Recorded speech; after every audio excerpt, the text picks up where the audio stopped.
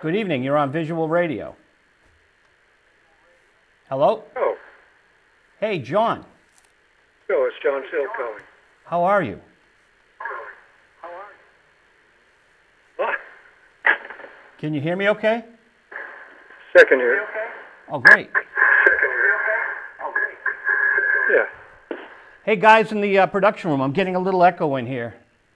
Yeah, there's a bit of a time delay, isn't there? Yeah, it might be the telephone. Oh, it sounds good on the air, John. So, hello. Hey, man. Thank you for calling.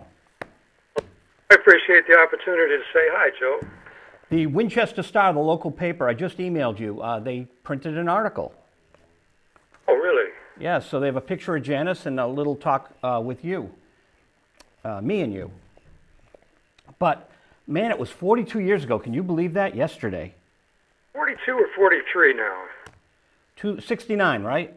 Yeah. Yeah, so that would make it 42. 42, yeah. I think The Hitchhiker's Guide to the Universe. Oh, yeah? I had a computer going for 1,000 years and asking it the meaning of life. His answer was? What? 42. 42, huh? 42. And when was that?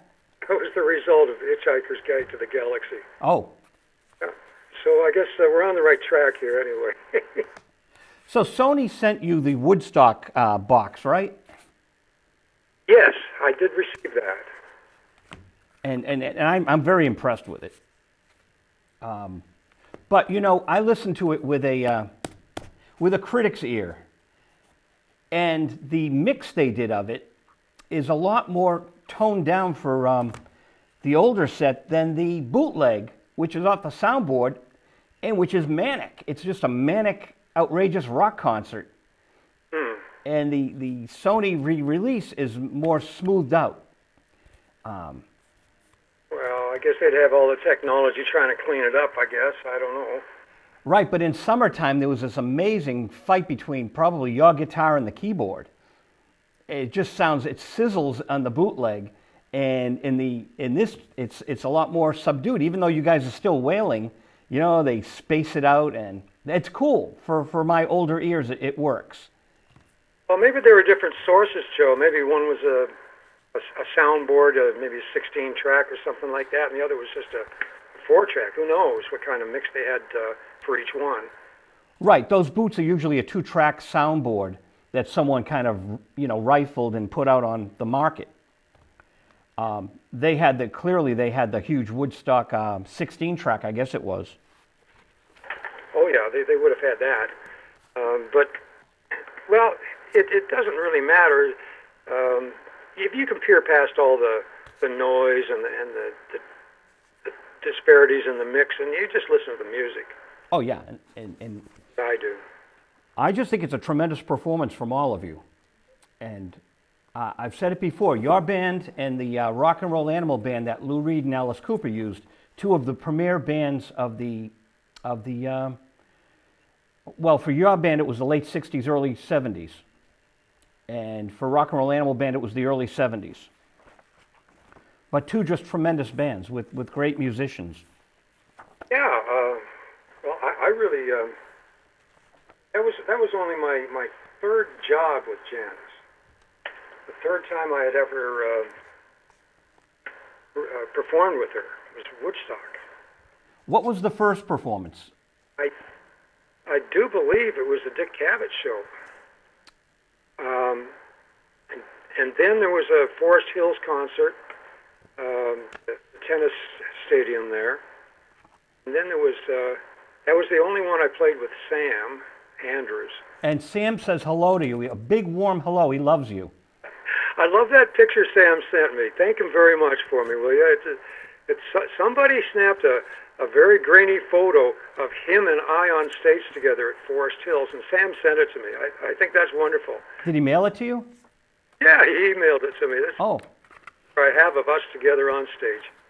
I'm sure there's thousands of others out there, but where they are, I do not know. He's a cool guy. Yeah, Sam's a nice guy. Yep. So, you know, boy, I hope that is on tape somewhere, Sam Andrew and John Till together. I don't know. The Forest Hills concert would have been that. And then there was that was the only one, except there is the Dick Cavett show, where we're both on stage together. Oh, I have that. Okay, that's great. Oh, good. I got to go look at that tonight. I do believe, but there's about 3 performances on the Dick Cavett show of Janis, so I'm a little fuzzy on whether that would actually be available to Sam and me, but I know I played with Sam and Cosmic Blues Band on the Dick Cavett show, and then twice with Full Tilt on the Dick Cavett show. They are now putting out in about 2 weeks the entire Jimi Hendrix on Dick Cavett. I guess he played quite a few times. I just think it's so great that this material is made available to us. After all these years, yeah, it's like the Festival Express, that movie about the train that went across Canada, that Janis and we were all on it, and the band was on it, and Buddy Guy and Ian and Sylvia. You know, it's a fairly famous rockumentary. And Bob Seamus did it, I think? Yeah, that's the one. He did the Beatles documentary too, right? Yeah. It was wonderful that after 40 years, it all comes out. Like maybe it was only 35, but those films sat around in canisters for decades, and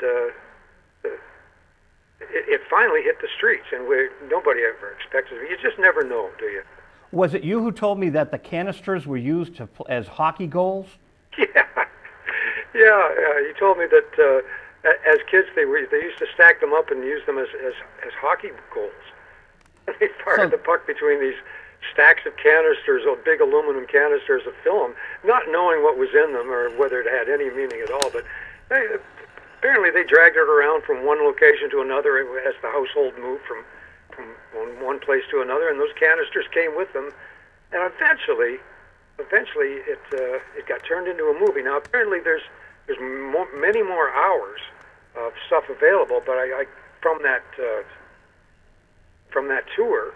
But they chose what they did, I guess because it was probably the best or something. But there is other stuff for the purists out there who might be interested. There might be more coming. You never know. Well, John, you know, the Grateful Dead have some ridiculously large 72 CD set coming out of the entire 1972 tour. Right. So there are people that do want the whole I mean, I want the whole thing. You know, I'm a big fan of yours. I think that goes without saying. I'm a big fan of Full Tilt. It was an amazing group.